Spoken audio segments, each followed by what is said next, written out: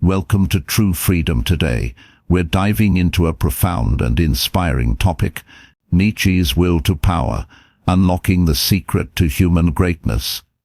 Have you ever wondered what truly drives people to overcome challenges and achieve greatness? Or why figures like Albert Einstein or Steve Jobs were able to change the world? As Nietzsche once said, "What does not kill me makes me stronger." This statement captures the essence of the concept of will to power. But did you know that it's not just about power over others? It's also about mastering yourself and pushing beyond your limits. Imagine transforming every obstacle into an opportunity for growth. How would that change your life? In today's video, we'll explore the true meaning of will to power and how it can help you unlock your own greatness. Are you ready to uncover this secret? Don't forget to leave a comment below to share your thoughts. The complexities of Nietzsche's will to power. The will to power stands as one of the most fundamental yet intricate concepts in Friedrich Nietzsche's philosophy. It is a notion that was never systematically defined in his published works, leaving its interpretation open to extensive debate among scholars and readers alike. Nietzsche had initially considered writing an entire book under the title The Will to Power, a project he announced in the Genealogy of Morals, 1887. In this work, he hinted at a more comprehensive exploration. These things will be addressed by me more fully and seriously in another connection with the title, On the History of European Nihilism, for which I refer you to a work I am writing, The Will to Power, attempt at a revaluation of all values. However, by 1888, Nietzsche abandoned, and the idea of completing the will to power instead, he embarked on a new magnum opus, dividing his notes into 4 parts under the title Revaluation of All Values. He managed to finish only the first quarter, which became the Antitrist. Tragically, Nietzsche's ambitious plans were cut short when he suffered a mental breakdown in 1889, leading to the loss of his mental faculties for the remaining 11 years of his life. During this period, his unpublished notes fell into the hands of his sister, Elisabeth F.R.S. Nietzsche, and his friend Peter Gast. Together, they edited these fragmented writings and published them under the title The Will to Power. Elisabeth, who harbored strong nationalist and anti-Semitic views, claimed that this text was her brother's crowning achievement. She even attempted to exploit it to further her own agenda within the framework of National Socialism. This version of the will to power has since been heavily criticized for its distortions and misrepresentations of Nietzsche's original ideas. In response to these controversies, a second, expanded edition was later published, containing 1067 sections and including Nietzsche's original notes in their unaltered form. This revised anthology provides a more authentic glimpse into Nietzsche's thought process and serves as a valuable resource for understanding his philosophical evolution. While The Will to Power remains a posthumously compiled work rather than a text finalized by Nietzsche himself, it continues to offer profound insights into his intellectual legacy. As Nietzsche once remarked, he who fights with monsters should look to it that he himself does not become a monster. Perhaps this sentiment underscores the very essence of the will to power, a dynamic interplay between creation and destruction, mastery and self-overcoming. But what exactly is the will to power? Is it merely a drive for domination, or does it encompass something deeper, such as the pursuit of self-expression and creativity? Imagine an artist tirelessly striving to perfect their craft, or a scientist dedicating their life to unraveling the mysteries of the universe. These acts reflect the will to power not as brute force, but as an innate desire to shape reality according to one's vision. Consider also the words of Ralph Waldo Emerson, "To know even one life has breathed easier because you have lived." This is to have succeeded. Could this not be seen as an expression of the will to power in its most altruistic form? Nietzsche's early views on the desire for power. We will focus on what Nietzsche actually wrote and published during his active years, while also referencing his unpublished notes where appropriate. In his early works All Too Human, The Dawn and the Gay Science, Nietzsche offers some of his first psychological insights into the desire for power. He writes, "The reason why a powerful person is grateful is this: his benefactor has intruded into his sphere. It is a milder form of revenge. Without the satisfaction of gratitude, the powerful man would have shown himself powerless and would hence be considered so. Therefore every society of the good, the originally of the powerful, places gratitude amongst the first duties." Nietzsche explains that when someone does something for you, there is an implicit suggestion that you were powerless and in need of their help. This act degrades you both in their eyes and in your own self-perception. However, when you express gratitude, the dynamic shifts. It implies that they have acted as your servant, reinforcing your sense of power. In this way, gratitude can be seen as a subtle form of revenge, a means of reclaiming one's dignity and asserting dominance. To illustrate this point further, consider how leaders or influential figures often respond to favors. Even in modern contexts, when a CEO thanks an employee for assistance, it subtly reinforces the hierarchical structure. Gratitude, then, becomes a tool not just for social cohesion, but also for maintaining power dynamics. In another aphorism, Nietzsche observes the behavior of individuals who seek to arouse pity. Ask yourself whether that ready complaining and whimpering, that making a show of misfortune, does not, at bottom, aim at making the spectators miserable. The pity which the spectators then exhibit is in so far a consolation for the weak and suffering, in that the latter recognize therein that they possess still one power, in spite of their weakness, the power of giving pain. Here, Nietzsche suggests that even those who appear weak or vulnerable are not without agency. By eliciting pity, they demonstrate their ability to influence others emotionally, thereby asserting a form of power. This idea challenges conventional notions of strength and weakness, suggesting that power manifests itself in diverse and unexpected ways. To deepen our understanding, let us reflect on everyday examples. Consider a child throwing a tantrum in a supermarket. While the child may seem powerless in comparison to the parent, their actions effectively disrupt the environment, forcing the parent to respond. Similarly, in literature, Shakespeare's character King Lear embodies this paradox. Stripped of his kingdom and authority, Lear wields the power of emotional manipulation over those around him through his despair and rage. As George Bernard Shaw once said, "Power does not corrupt men. Fools, however, if they get into a position of power, corrupt power." Could this not apply to the seemingly powerless as well? Even in moments of vulnerability, humans instinctively seek to exert control, however small. By examining these nuances, we begin to see how Nietzsche's concept of the desire for power transcends simplistic interpretations. It is not merely about overt domination, but encompasses subtler forms of influence, such as gratitude, pity, and emotional leverage. These mechanisms reveal the intricate dance of human relationships, where power is constantly negotiated and redefined.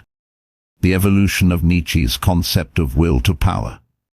As we can observe, the early Nietzsche does not find this desire for power admirable. More often than not, he used it to explain behaviors he happened to dislike. However, this perspective would later evolve with his seminal work, The Genealogy of Morals, which All Too Human had laid the groundwork for. In these writings, Nietzsche explains that the desire for power exists not only among the powerful whose high regard for gratitude he interprets as a means of asserting dominance, but also among the impotent, whose craving for pity he views as a manifestation of their desire for power. Here lies a pivotal insight. Even actions that seem to negate the desire for power, such as asceticism, humility, self-abasement, and renunciation of worldly authority, are ultimately driven by this same impulse. He writes, "Indeed, Happiness, taken as the most alive feeling of power, has perhaps nowhere on earth been greater than in the souls of superstitious ascetics. This paradoxical notion challenges conventional morality, suggesting that what appears to be an abandonment of power is, in fact, another form of its expression. Consider the case of religious hermits or monks who withdraw from society to live lives of austerity. While they may outwardly reject material wealth and influence, their very act of renunciation serves to elevate them spiritually, granting them a profound sense of inner mastery. As Nietzsche might argue, their ascetic practices are not about escaping power but about redefining it on their own terms. This duality echoes Ralph Waldo Emerson's observation: power ceases in the instant of repose. It resides in the moment of transition from a past to a new state. Could it be that the ascetic's withdrawal is less an escape from power and more a transformation of it? In another aphorism, Nietzsche states, "Power which has greatly suffered both in deed and in thought is better than powerlessness, which only meets with kind treatment." Such was the Greek way of thinking. In other words, the Greeks prized the feeling of power far more highly than mere utility or superficial renown. For the powerful, there is no need to prove their strength by oppressing or harming others. True power lies in self-mastery and the ability to endure suffering without succumbing to weakness. Only the powerless feel compelled to inflict pain or revel in the suffering of others, as if to compensate for their own lack of agency. This association of power with the Greeks marked a decisive turning point in Nietzsche's intellectual journey, leading him toward the development of his concept of the will to power as an all-encompassing monism. The Greeks' celebration of strength, resilience, and vitality resonated deeply with Nietzsche, shaping his belief that life itself is fundamentally driven by this will to assert and expand one's capacities. To illustrate this idea further, imagine an athlete pushing beyond physical limits to achieve greatness, or a philosopher grappling with complex ideas to uncover deeper truths. Both embody the will to power not through domination over others, but through the relentless pursuit of excellence and self-overcoming. Nietzsche's evolving conception of power invites us to reconsider our assumptions about strength and weakness. Is power inherently oppressive, or can it manifest as creativity, resilience, and growth? By reframing power as a universal force underlying all human endeavors, Nietzsche transforms it into something far richer and more nuanced than traditional notions of authority or control. His insights remind us that even in moments of apparent surrender, the human spirit seeks to assert itself, finding new ways to thrive and transcend. The will to power, and thus spoke Zarathustra. With these insights, the possibility of a psychological monism begins to emerge. Could all psychological phenomena ultimately be reducible to the will to power? However, Nietzsche does not hastily leap to this conclusion. He is not primarily concerned with establishing a rigid philosophical principle or reducing human experience to a single driving force, at least, not yet. It was in 1883 that the concept of the will to power struck him like a flash of lightning. In a state of frenzied inspiration, Nietzsche penned Thus Spoke Zarathustra, his most poetic and enigmatic work, where the will to power makes its first explicit appearance. Here, it is presented as one of the three central teachings Zarathustra offers to humanity, alongside the Übermensch and the eternal recurrence. Nietzsche writes through Zarathustra, "Only where there is life, there is also will, not will to life but will to power. There is much that life esteems more highly than life itself, but out of the esteeming itself speaks the will to power. Thus life taught me." This declaration marks a profound shift in Nietzsche's thought. Life, he suggests, is not merely about survival or self-preservation, a notion often associated with Darwinian natural selection, but about the relentless drive to expand, create, and dominate. The will to power is not simply a desire for control over others. It is an intrinsic force that propels individuals to transcend their limitations, to seek mastery, over themselves and their circumstances. To better grasp this idea, consider the example of an artist who sacrifices comfort and security to pursue their vision. Their motivation is not just the continuation of life, but the expression of something greater, an act of creation that affirms their existence. Similarly, think of a scientist dedicating years to solving a seemingly insurmountable problem. Their efforts are driven not by mere survival but by the will to push boundaries, to leave a mark on the world.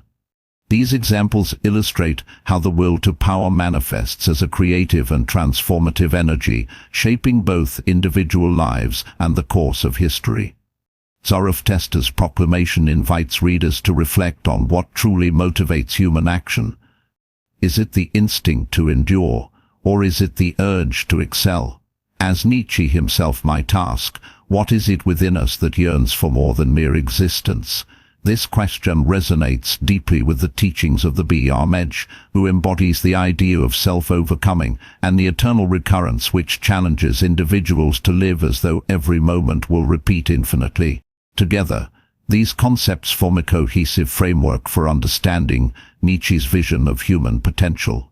In Thus Spoke Zarathustra, the will to power is not presented as a cold or calculating force but as a vital, dynamic essence that animates all living beings.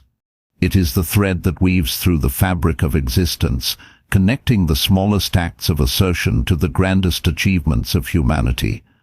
As Zarathustra declares, "Where I found the living, there I found will to power." This insight compels us to reconsider our own lives. How do we express the will to power? Are we content to drift through existence, or do we strive to shape it according to our highest ideals? Nietzsche's exploration of the will to power in Thus Spoke Zarathustra serves as a bridge between his earlier critiques of morality and his later, more unified philosophical system. By framing the will to power as a fundamental aspect of life, he challenges us to embrace our capacity for growth, creativity, and transformation. In doing so, he reminds us that the true measure of life lies not in its length, but in its intensity, not in its safety, but in its daring. Self-overcoming and the Übermensch. Nietzsche's philosophy is fundamentally concerned with the exercise of power over oneself, rather than over others. The will to power, in his view, is not a static state but a dynamic force that propels individuals toward continuous growth, self-overcoming and striving. It manifests itself most vividly in the encounter with obstacles, which serve as catalysts for personal transformation. This concept of the will to power is deeply tied to self-realization, the process of becoming who you truly are. Zarathustra, Nietzsche's prophetic figure, embodies this struggle. Obstacles do not deter him. Instead, they become opportunities for resistance and growth. He explicitly rejects the desire to dominate others, stating, "I lack the lion's voice for all commanding." Indeed, Zarathustra insists that his role is not to command his disciples, but to inspire them to follow their own paths. His ultimate goal is autonomy, not conformity. In the Antitrist, Nietzsche distills the essence of the will to power into a succinct formula: what is good? All that heightens the feeling of power, the will to power, power itself in man. What is bad? All that proceeds from weakness. What is happiness?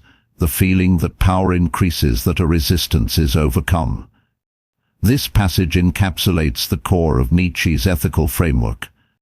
For him, goodness is not about adherence to traditional moral codes, but about the enhancement of one's capacities, the expansion of one's potential, and the triumph over challenges. Happiness, too, is redefined not as passive contentment, but as the exhilaration of overcoming resistance and achieving mastery. The secret Zarathustra learns from life is the art of self-overcoming, a defining characteristic of the Übermensch Overman. The Übermensch represents the ideal of human excellence, someone who transcends societal constraints, embraces their individuality, and creates their own values. However, this path is far from easy. Self-commanding, the ability to direct one's own life with purpose and discipline, is the greatest challenge. Many people, Nietzsche argues, fail to rise to this challenge and instead embody what he calls the last man, the antithesis of the Übermensch. The last man symbolizes mediocrity and complacency, a herd mentality where individuals conform to societal norms out of fear or laziness. These individuals avoid risks, shun extremes, and settle for a life devoid of passion or ambition. They live in a state of perpetual comfort, yet their lives lack depth and meaning. To illustrate this contrast, consider the difference between an entrepreneur who risks everything to build a groundbreaking company and an employee who remains in a safe and fulfilling job out of fear of failure. The entrepreneur, driven by the will to power, seeks to create, innovate, and overcome obstacles, even at great personal cost. The employee, on the other hand, embodies the last man, content with security but stagnant in growth. As Nietzsche provocatively asks, what is the value of a life lived without risk, without the courage to transcend?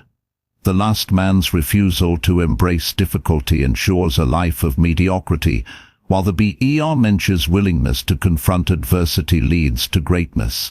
Nietzsche's emphasis on self-overcoming invites us to reflect on our own lives. Are we merely following the crowd, adhering to societal expectations and avoiding discomfort? Or are we actively striving to break free from limitations, to forge our own values, and to become who we are capable of being?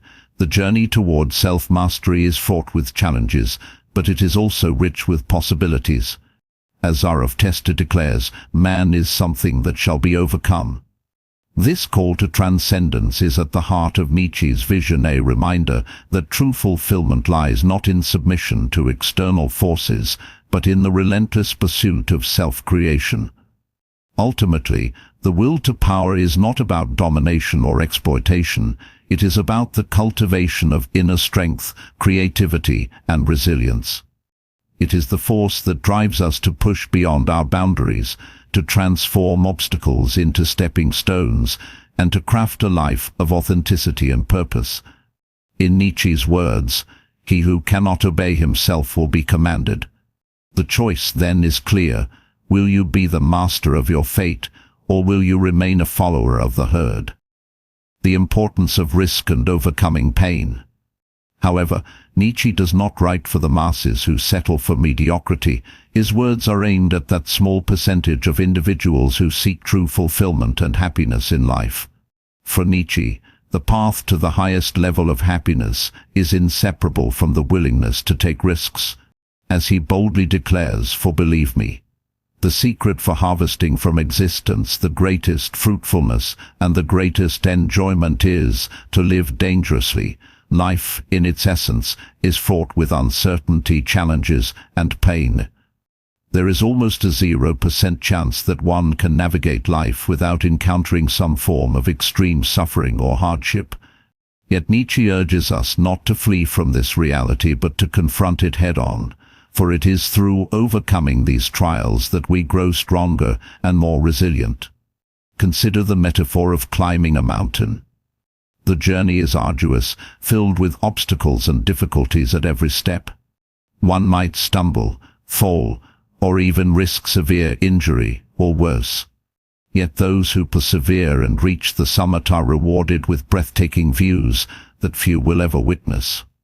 Nietzsche captures this sentiment beautifully when he writes, "He who climbs upon the highest mountains laughs at all tragedies, real or imaginary." The climber's triumph over adversity grants them a perspective that transcends fear and doubt. They see the world from a vantage point that makes petty concerns seem insignificant, and they emerge transformed by the experience. Conversely, those who shy away from challenges, who refuse to confront their fears or push beyond their limits, condemn themselves to a life of mediocrity. By avoiding risk, they also forfeit the opportunity to experience life's most profound and awe-inspiring moments. Imagine an artist too afraid to share their work with the world, or an entrepreneur paralyzed by the possibility of failure. Their reluctance to embrace vulnerability ensures that their potential remains unrealized. As Helen Keller once said, life is either a daring adventure or nothing at all. Nietzsche would surely agree. Those who do not rise above their obstacles miss out on the richness of existence. To illustrate this further, think of historical figures who have achieved greatness despite immense hardships. Abraham Lincoln faced countless failures before becoming one of America's most revered presidents.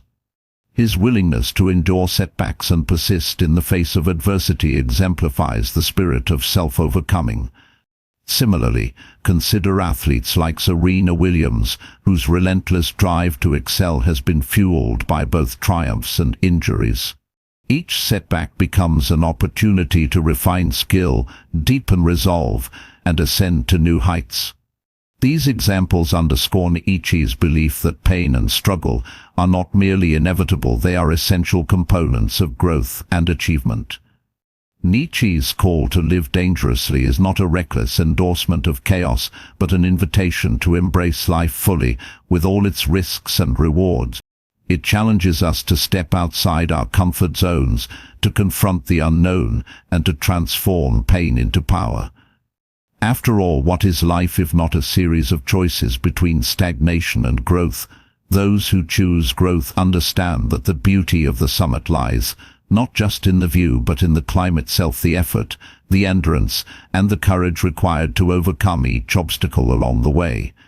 In the end, Nietzsche reminds us that the pursuit of happiness is not about avoiding pain, but about transcending it. True fulfillment comes not from playing it safe, but from daring greatly, from facing life's challenges with open eyes and an indomitable spirit. As he so eloquently puts it, that which does not kill us makes us stronger. So, will you choose to climb the mountain, or will you remain at its base, content with the familiar but uninspired terrain? The answer determines not only your destiny, but the depth and meaning of your life. Sublimation and the will to power. Nietzsche's concept of sublimation is central to understanding the will to power, as it provides a framework for how human instincts and drives can be redirected toward higher, more constructive purposes.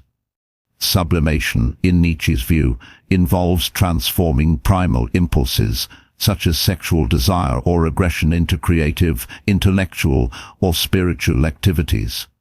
For instance, rather than seeking direct fulfillment of a sexual impulse, an individual might channel that energy into artistic creation, philosophical inquiry, or other forms of self-expression. This process allows instincts to remain active and vital while being elevated to serve greater ends. It is here that Nietzsche sharply criticizes Christianity, which he argues does not sublimate instincts but instead repudiates them entirely. By condemning natural human desires as sinful or immoral, Christianity rejects what Nietzsche sees as essential components of life itself. In doing so, it works against the will to power, where instincts are understood to be the primary driving forces behind human existence. This tension between the denial of instincts and their sublimation forms one of the most significant dichotomies in Nietzsche's philosophy.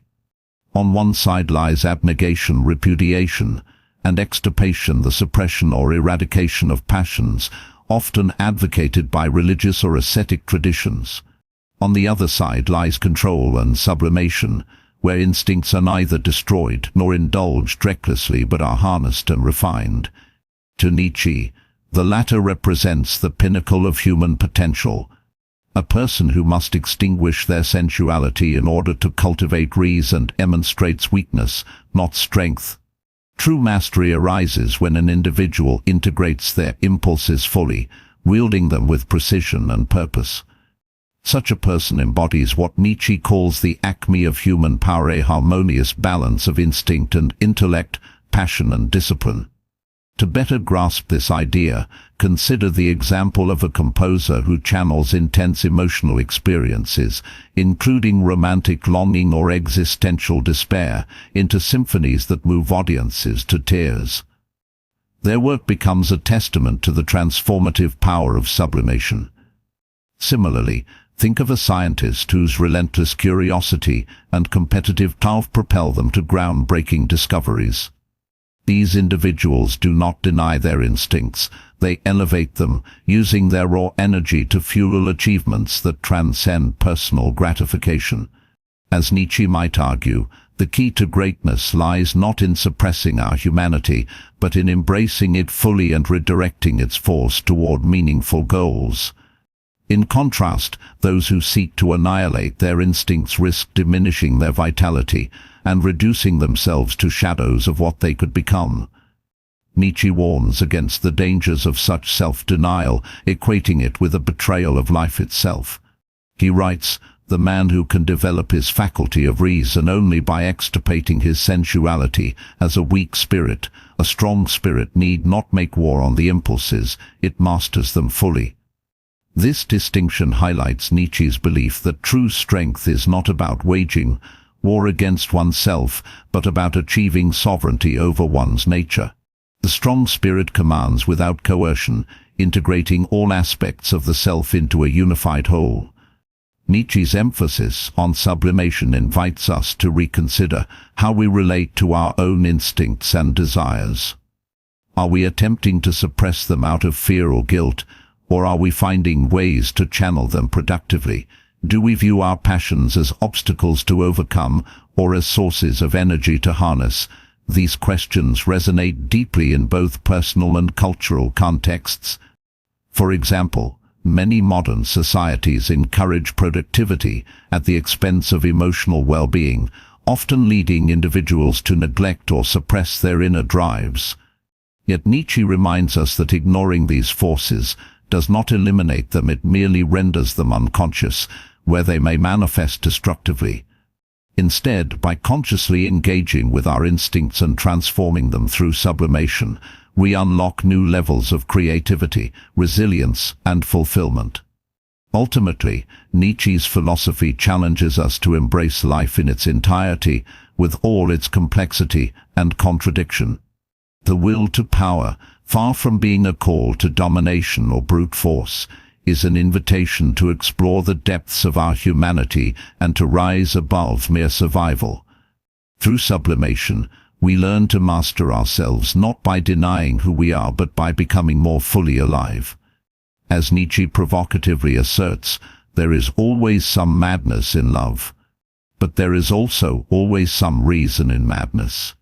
Perhaps the art of living lies in striking this delicate balance, where instinct and intellect converge to create something extraordinary. The will to power and the will to existence. Nietzsche observes that many of history's greatest philosophers were not married, and he offers a thought-provoking explanation for this phenomenon. As for the chastity of philosophers, finally, this type of spirit clearly has its fruitfulness somewhere else than in children. Perhaps it also has the survival of its name elsewhere, its little immortality. Here, Nietzsche suggests that the creative and intellectual energies of philosophers are directed toward pursuits other than biological reproduction. Their fruitfulness lies not in leaving behind descendants but in producing ideas, works, and legacies that endure beyond their lifetimes. In his unpublished notes, he elaborates on this idea with the striking metaphor, "Making music is another way of making children." This statement encapsulates Nietzsche's belief that human creativity and vitality can manifest in forms far richer and more enduring than mere procreation. To understand this perspective, we must delve deeper into Nietzsche's concept of the will to power and its relationship to the will to existence. For Nietzsche, the will to power is not merely about survival or self-preservation, it is about the expansion and expression of one's essence in ways that transcend the limitations of physical life. While the will to existence ensures the continuation of life through biological means, the will to power seeks to elevate existence by creating value, meaning, and beauty. Philosophers, artists, and creators embody this principle when they channel their instincts into intellectual or artistic endeavors. Their works become their children, carrying forward their influence and ensuring their little immortality. Consider the example of Ludwig van Beethoven, who never married or had children, but whose symphonies have touched millions of lives across centuries. His music, born from the depths of his emotions, struggles and genius, stands as a testament to his creative vitality. Similarly, thinkers like Socrates, Kant, and Nietzsche himself dedicated their lives to shaping the minds of future generations through their ideas. These individuals did not leave behind biological heirs, yet their contributions to humanity remain indelible. As Nietzsche implies, their legacy is not bound by the constraints of time or mortality. It lives on in the hearts and minds of those they inspire. This notion challenges conventional views of success and fulfillment, which often emphasize family and progeny as markers of a meaningful life. Nietzsche invites us to broaden our understanding of what it means to leave a lasting impact. Is it better to reproduce physically, ensuring the continuation of one's genetic line, or to reproduce intellectually and artistically, ensuring the continuation of one's ideas? Both paths reflect the will to power, but the latter represents a higher form of sublimation, a redirection of instinctuant energy toward cultural, intellectual, or spiritual achievements. To illustrate further, imagine a writer who pours their deepest thoughts and experiences into a novel that resonates with readers worldwide. Though they may not have children, their words take on a life of their own, influencing countless lives and sparking new ways of thinking. Or consider a scientist whose discoveries revolutionize medicine, saving lives and advancing human knowledge. These acts of creation mirror the process of childbirth, yet their scope and significance extend far beyond individual biology. They exemplify how the will to power can transform personal impulses into universal contributions. Nietzsche's insights prompt us to reflect on our own drives and aspirations. Are we content with traditional notions of legacy, or do we seek to express our vitality in unconventional ways? Do we view our passions and talents as tools for personal gratification, or as vehicles for something greater? By framing creativity as a form of childbearing, Nietzsche underscores the profound connection between instinct and artistry, between the primal urge to create and the desire to leave an enduring mark on the world. Ultimately, Nietzsche's exploration of the will to power and the will to existence reveals a fundamental truth. Life's purpose is not confined to survival or reproduction alone. It encompasses the infinite potential for growth, innovation, and transcendence. Whether through music, philosophy, science, or any other form of creative expression, humans possess the capacity to generate, children of the mind and spirit, immortal works that defy the passage of time. As Nietzsche reminds us, true immortality lies not in the perpetuation of flesh and blood, but in the enduring resonance of our creations. What does your conscience say? He asks. You shall become who you are. Perhaps becoming who we are involves embracing our unique capacities for creation and using them to shape the world in ways that outlast our mortal lives. Decadence and the interplay of pleasure and pain. The concept of the will to power, as Nietzsche articulates it, inherently presupposes its opposite, decadence. Decay and decline must be understood, not as anomalies but as integral aspects of the striving for growth and vitality. Just as weakness can be comprehended through the lens of strength, so too must decadence be seen as a shadow cast by the very forces that doctor life forward. Nietzsche provocatively explores this dynamic when he writes, "But what if pleasure and pain should be so closely connected that he who wants the greatest possible amount of the one must also have the greatest possible amount of the other, that he who wants to experience the heavenly high jubilation must also be ready to be sorrowful unto death?" Here, Nietzsche challenges conventional notions of happiness and suffering, suggesting that they are not opposing states, but deeply intertwined facets of the human condition. For Nietzsche, human beings do not simply seek pleasure while avoiding pain. Rather, their ultimate aim is the enhancement of power. Displeasure, whether in the form of hardship, struggle, or suffering acts as an obstacle that stimulates growth and self-overcoming.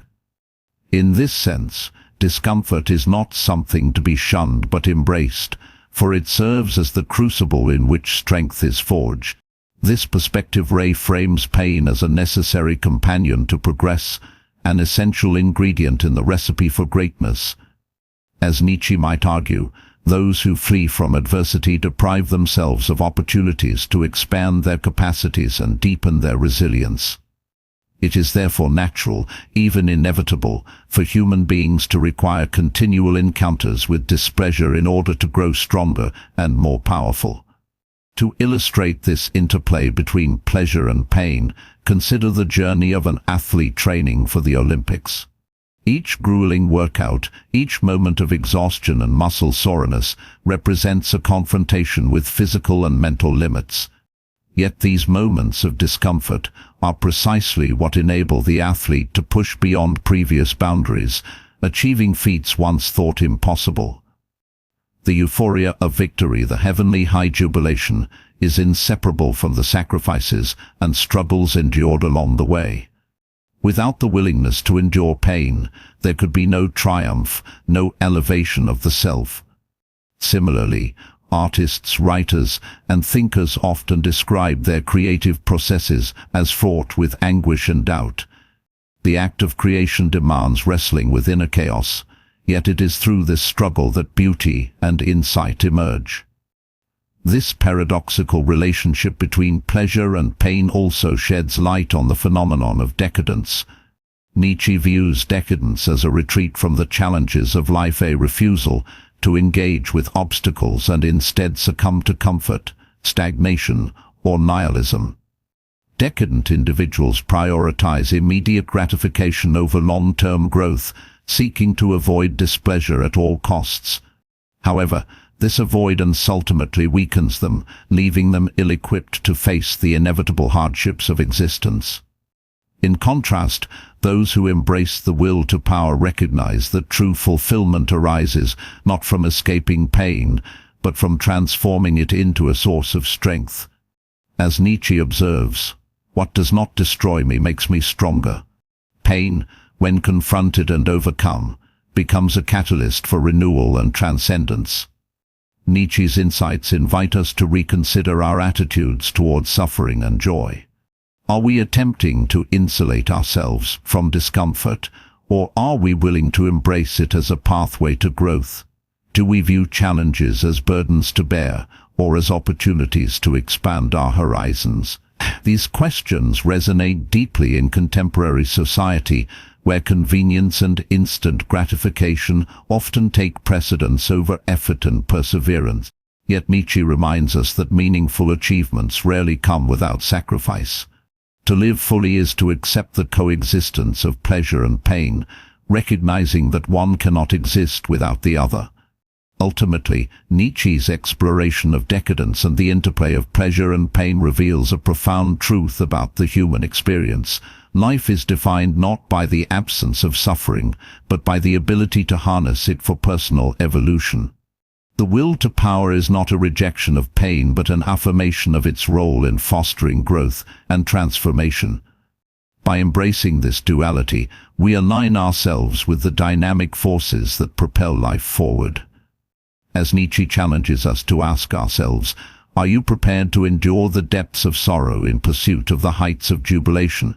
If so, you may discover that the most extraordinary joys arise only after confronting and overcoming the most formidable trials. The will to power versus the will to existence and Nietzsche's anti-Darwinism. The will to power stands in stark opposition to the prevalent notion of the will to existence. Nietzsche critiques this idea with characteristic incisiveness, writing, "Indeed, the one who shot at truth with the words will to existence, did not hit it. This will does not exist. For, what is not cannot will, but what is in existence. How could this still will to exist? Only where life is there also will, but not will to life. Instead thus by you will."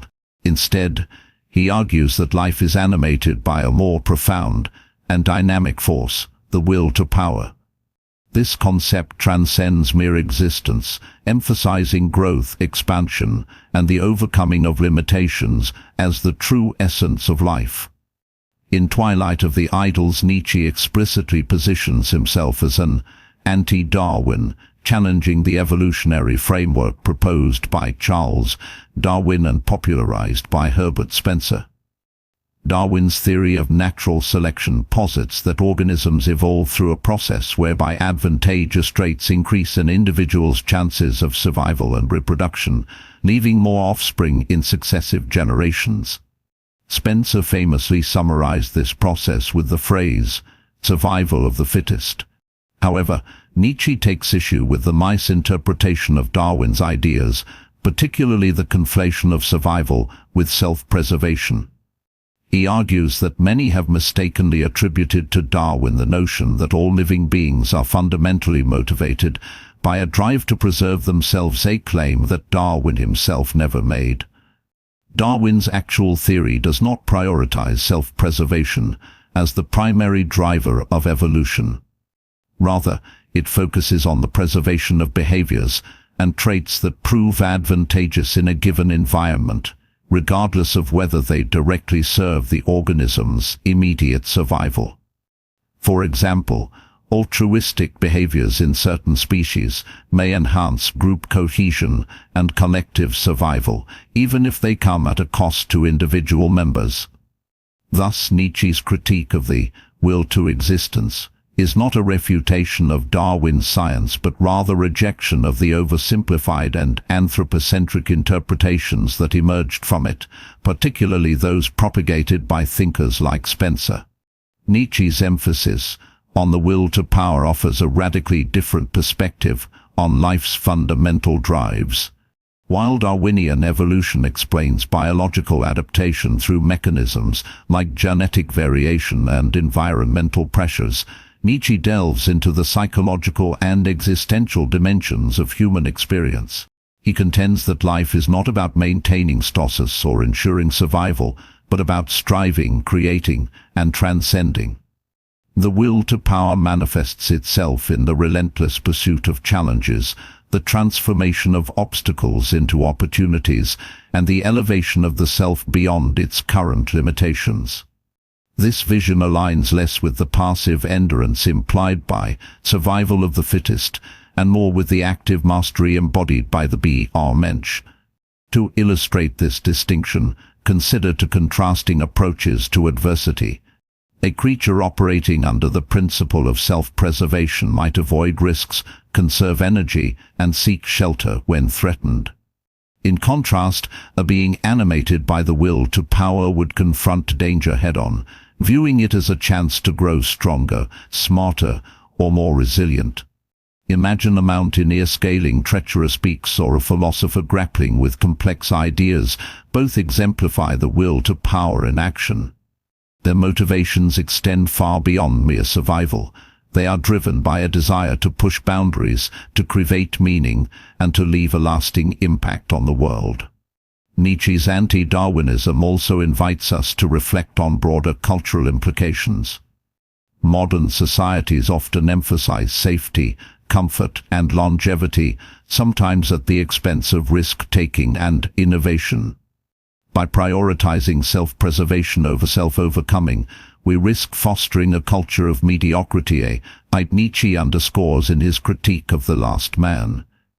He warns against the dangers of complacency, urging us to embrace life's inherent struggles as opportunities for growth.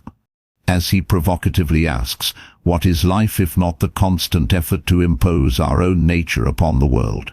The will to power challenges us to move beyond the narrow confines of survival and to strive for something greater. Ultimately, Nietzsche's philosophy compels us to reconsider what it means to truly live. Is life merely about enduring, reproducing, and avoiding harm? Or is it about expanding, creating, and transforming? By rejecting the will to existence and embracing the will to power, Nietzsche redefines the purpose of life as an ongoing process of becoming. His insights remind us that the most fulfilling experiences often arise from confronting and overcoming the very challenges that threaten to hold us back. As he declares, the secret for harvesting from existence the greatest fruitfulness and enjoyment is to live dangerously. In doing so, we affirm life not as a static state of being, but as a dynamic act of creation, driven by the unyielding force of the will to power. Nietzsche's view on self-preservation and the drive to power. In the Gaze Ions, Nietzsche articulates a profound critique of the notion that self-preservation is the primary instinct of life.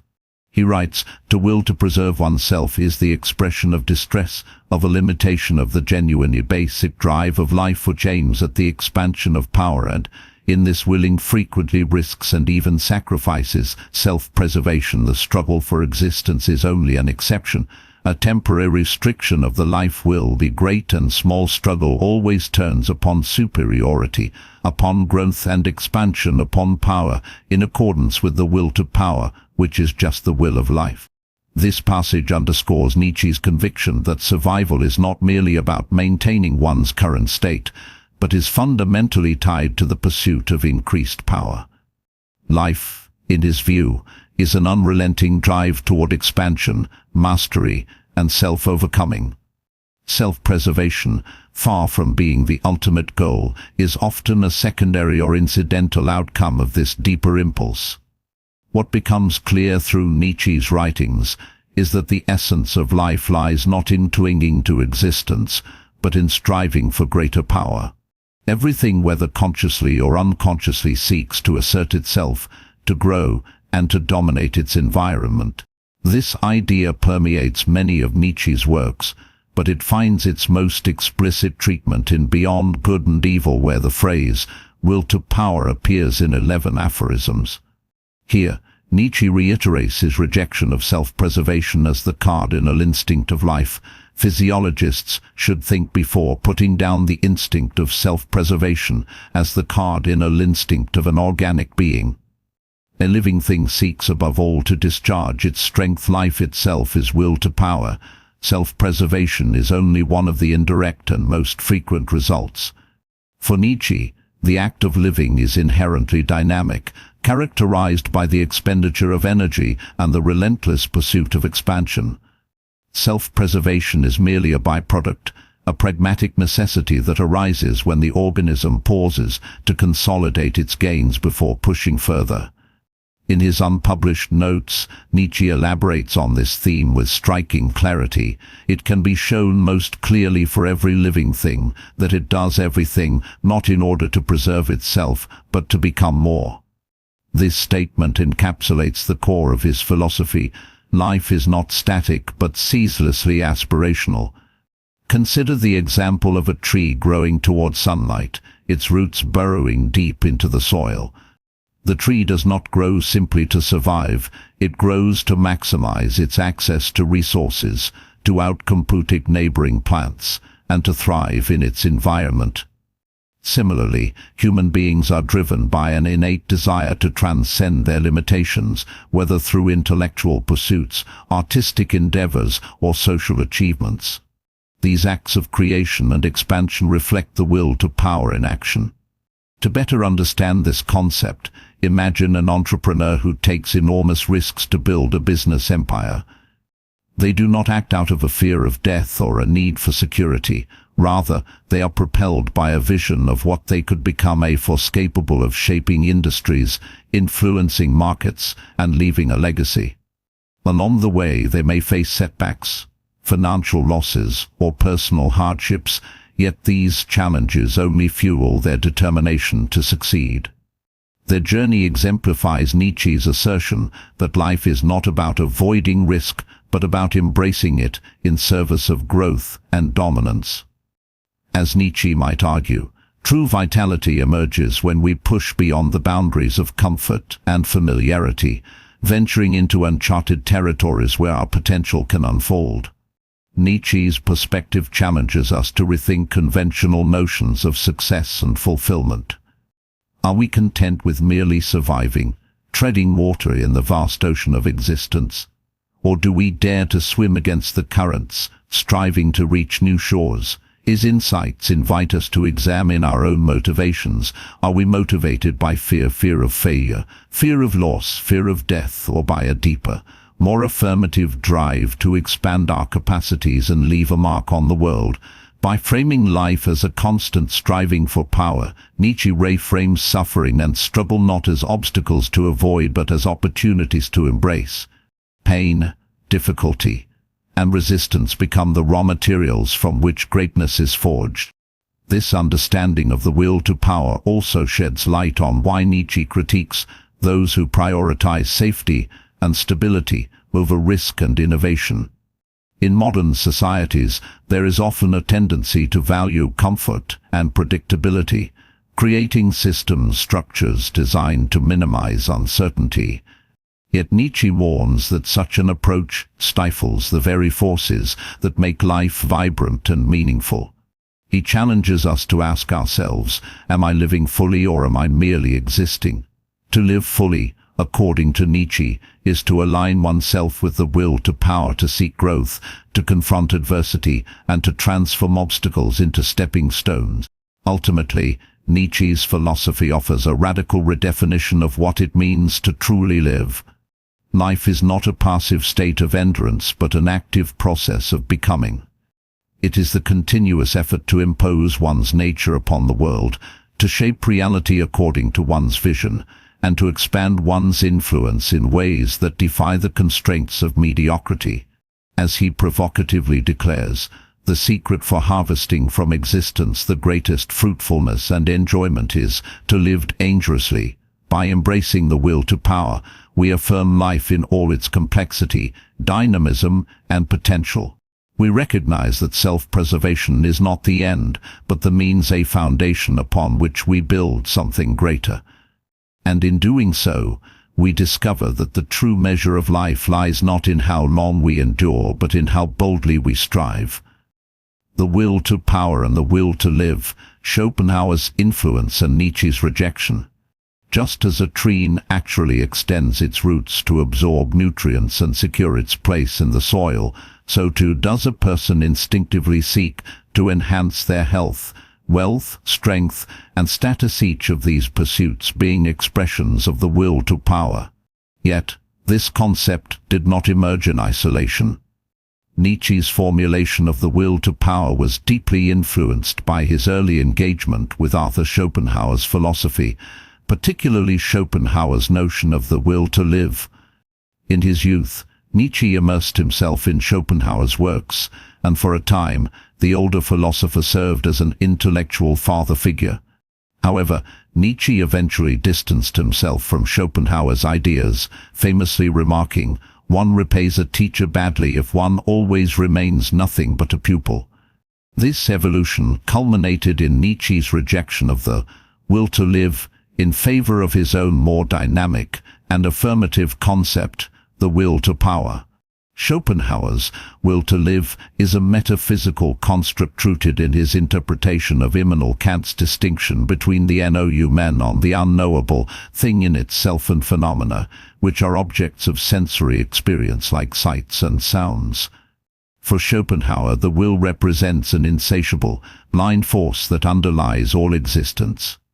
It is the source of human suffering, driving individuals into a ceaseless cycle of desire and dissatisfaction. Life, according to Schopenhauer, is marked by relentless striving. We pursue objects of desire in the hope of attaining happiness, only to find that fulfillment eludes us once the goal is reached.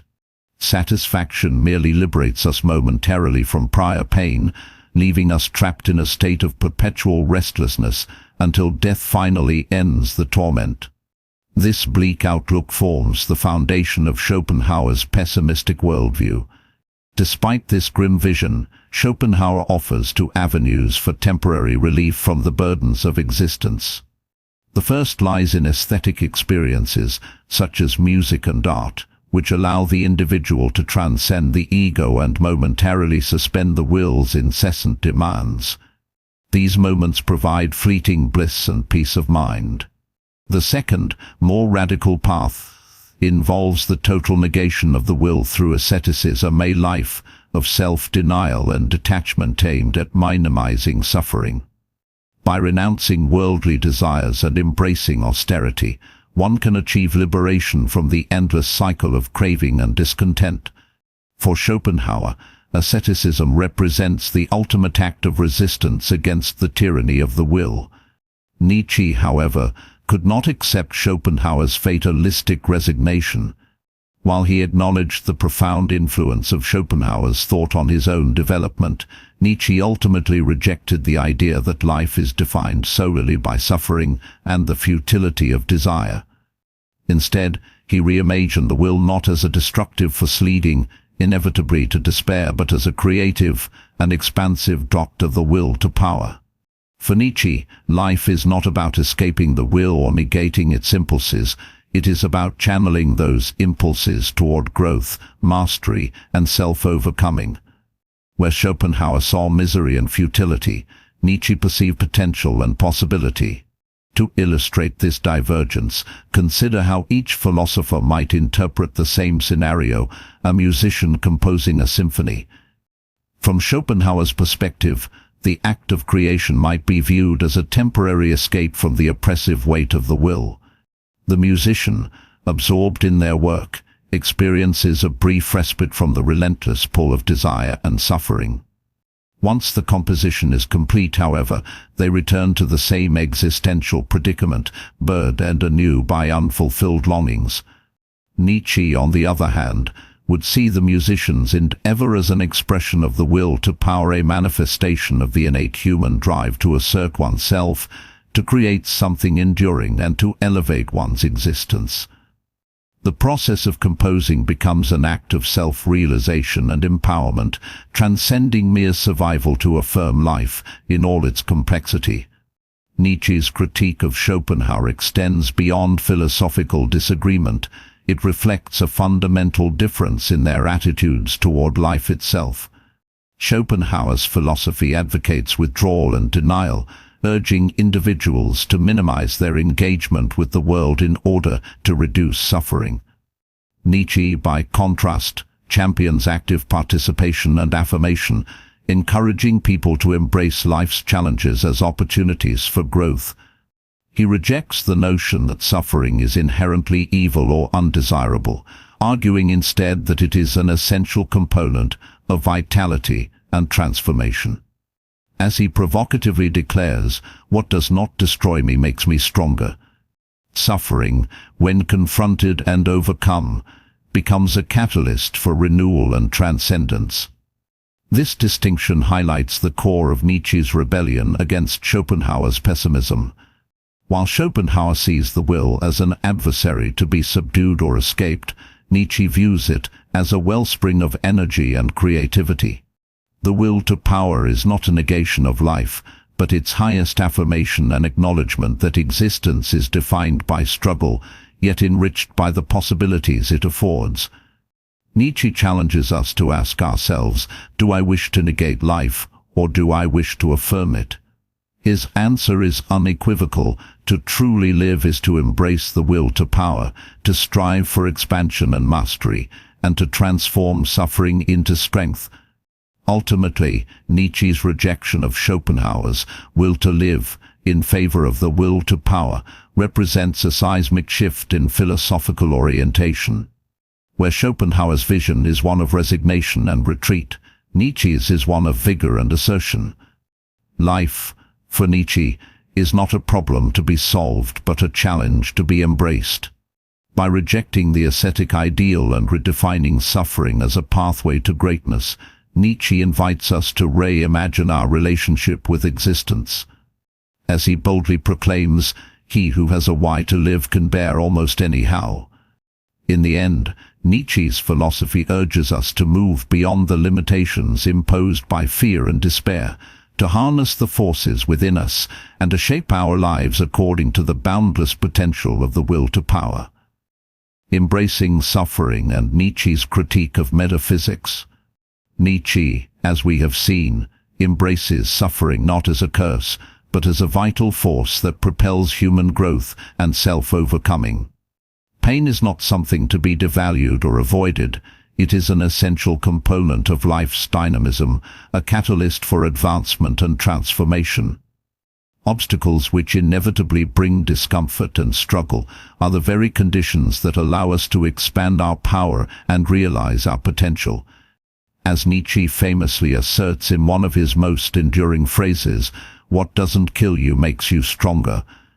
This statement encapsulates his belief that adversity, far from being an impediment, is the crucible in which strength and resilience are forged.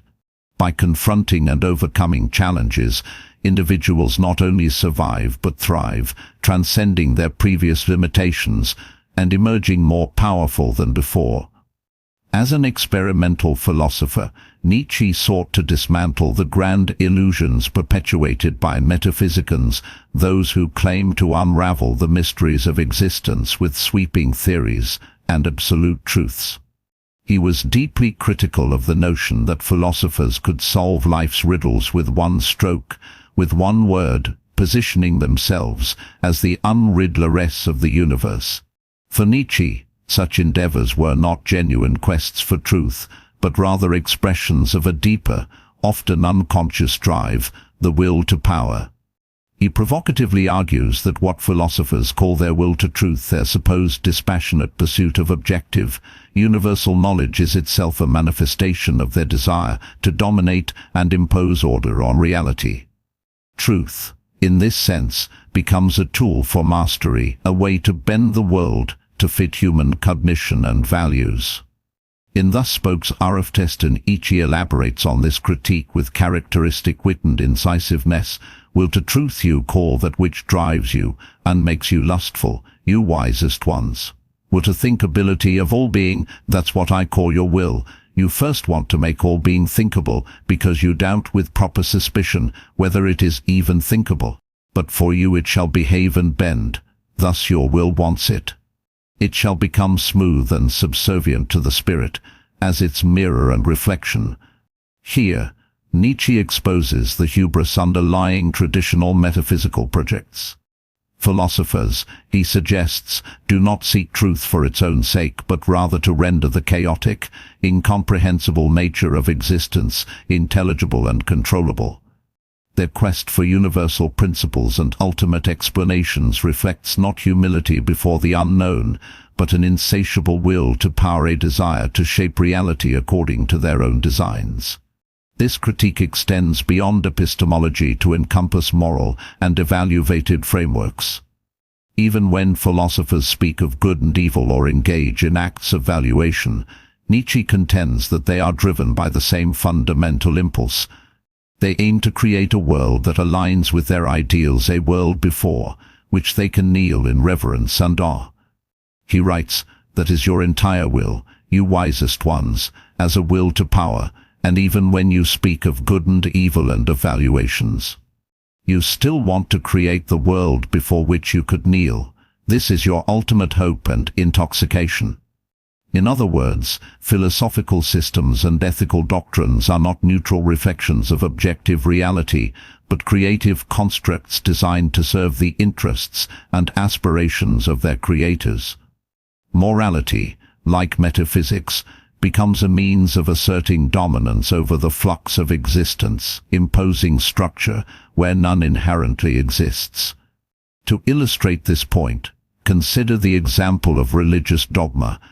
Many theological traditions claim to offer definitive answers about the nature of God, the universe, and humanity's place within it. Yet Nietzsche would argue that these claims are less about uncovering eternal truths and more about fulfilling a psychological need for certainty and control. By positing an ordered cosmos governed by divine laws, believers alleviate their anxiety about the unpredictability of life. Similarly, secular ideologies from scientific materialism to utopian socialism often function as modern substitutes for religion, providing narratives that promise clarity and purpose. Whether couched in spiritual or rational terms, these systems reflect humanity's persistent attempt to master the ineffable through conceptual frameworks. Nietzsche's insights invite us to question the motivations behind our own pursuits of knowledge and meaning. Are we genuinely seeking truth, or are we driven by a subconscious desire to impose our will upon the world? Do we embrace complexity and ambiguity, or do we cling to simplified models that shield us from uncertainty? His critique challenges us to confront the limits of human understanding and resist the temptation to reduce existence to neat, manageable categories. Life, in all its richness and contradiction, defies easy explanation. To truly engage with it requires courage, the willingness to face the unknown without recourse to comforting illusions. Ultimately, Nietzsche's philosophy calls for a radical reorientation toward existence. Rather than retreating into metaphysical speculation or moral absolutism, he urges us to affirm life in its raw, unfiltered form. Suffering, chaos, and impermanence are not flaws to be eradicated, but integral aspects of the human experience. By embracing them, we open ourselves to growth, creativity, and transformation. As Nietzsche reminds us, the secret for harvesting from existence the greatest fruitfulness and enjoyment is to live dangerously. To live dangerously is to reject the safety of prefabricated truth and instead immerse oneself fully in the dynamic interplay of forces that constitute life. It is to recognize that the will to power is not a tyrannical imposition, but a generative facade drive to create, to overcome, and to become. In the end, Nietzsche's critique of metaphysics and his embrace of suffering converge in a single, profound vision. Life is not a problem to be solved, but a mystery to be lived.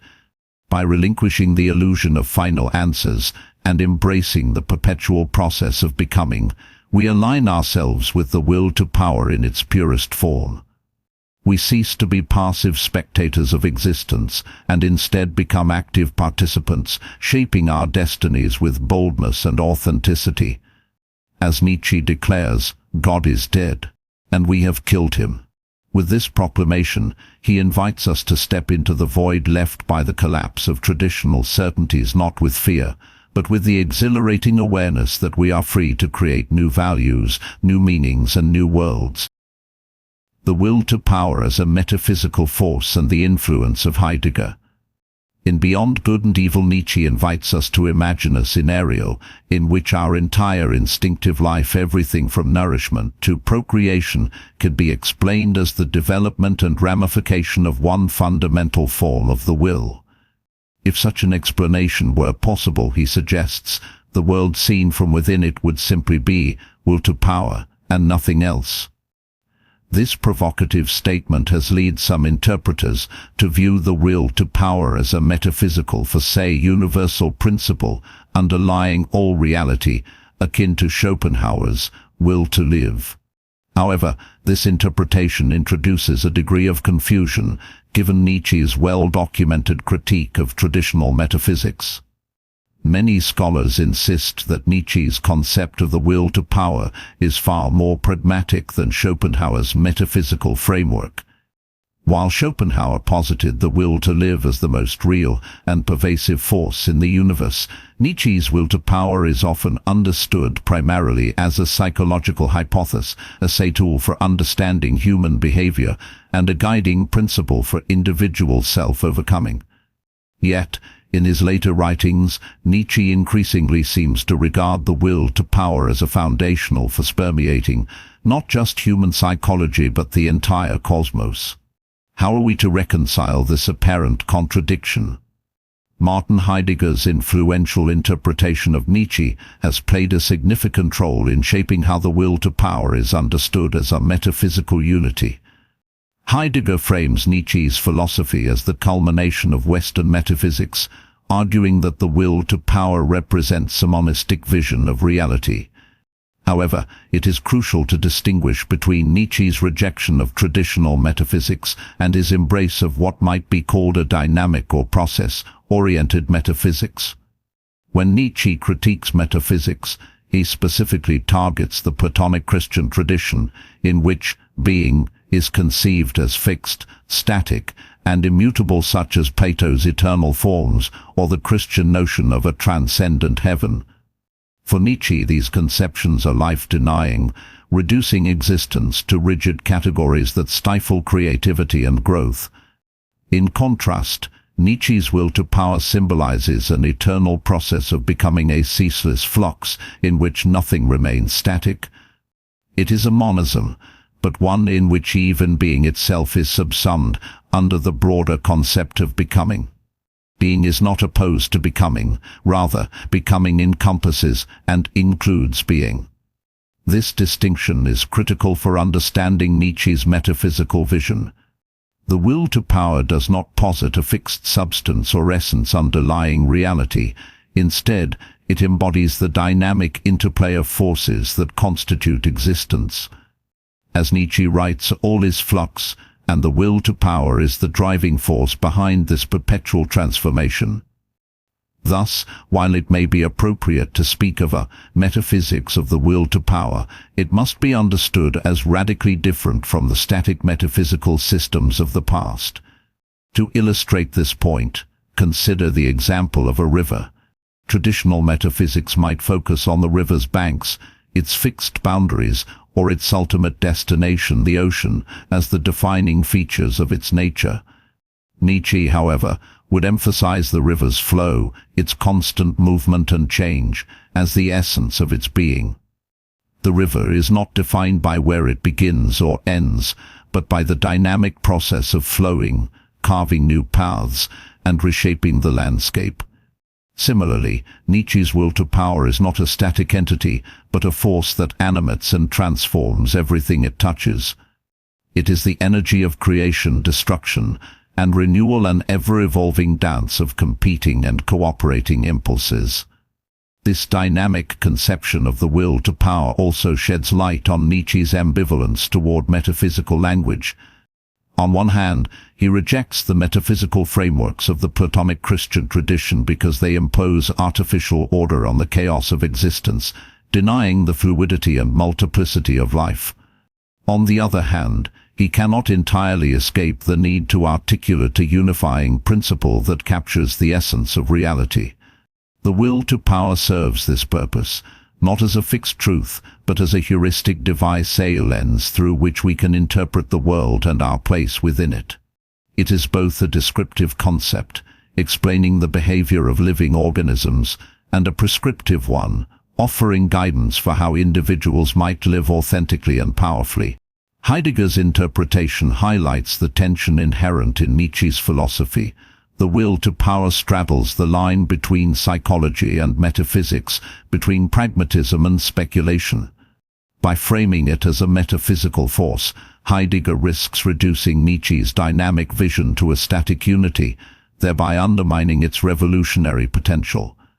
Yet, if we approach the will to power with Nietzsche's own emphasis on becoming in mind, we can appreciate its radical departure from traditional metaphysics.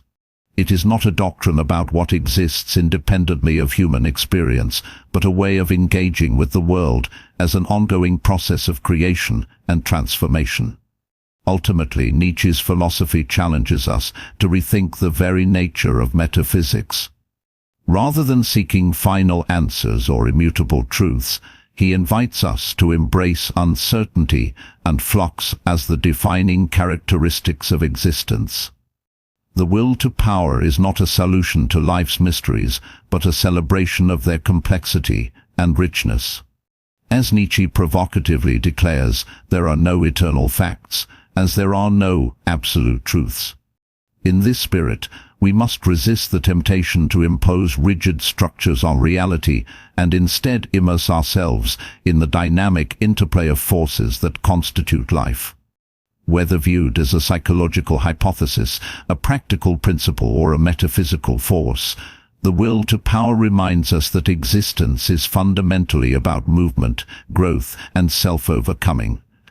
It calls us to affirm life in all its chaos and vitality, to create meaning amidst uncertainty, and to become who we are capable of being. In conclusion, Nietzsche's evolving conception of the will to power reflects his broader philosophical project, to move beyond the dualisms and dogmas of traditional metaphysics and embrace a vision of reality as an eternal process of becoming. While interpretations influenced by Heidegger may emphasize its metaphysical dimensions, it is essential to recognize that Nietzsche's metaphysics, if we can call it that, is fundamentally antistatic and anti-dogmatic. The will to power is not a fixed foundation but a fluid force, embodying the endless striving and self-transcendence that define life itself. As Nietzsche urges us, become who you are. A call to action that resonates deeply with the dynamic, ever-unfolding nature of the will to power. The relational nature of power and the game of power relations. A crucial insight into Nietzsche's concept of power lies in its inherently relational character. Power, in Nietzsche's philosophy, does not exist as an isolated or static entity.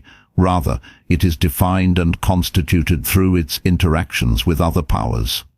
To put it another way, there are no first things that exist independently before entering into relationships. Instead, entities derive their very identity and essence from the web of relations in which they are embedded. This relationality underscores the dynamic nature of reality. There is no fixed cause that can be separated from the act of causation itself. Power, therefore, must be understood not as a static possession, but as a continual striving for expansion, a force that exists only insofar as it maintains itself against other powers and seeks to dominate or influence them. This understanding of power has profound implications for how we interpret Nietzsche's notion of the will to power.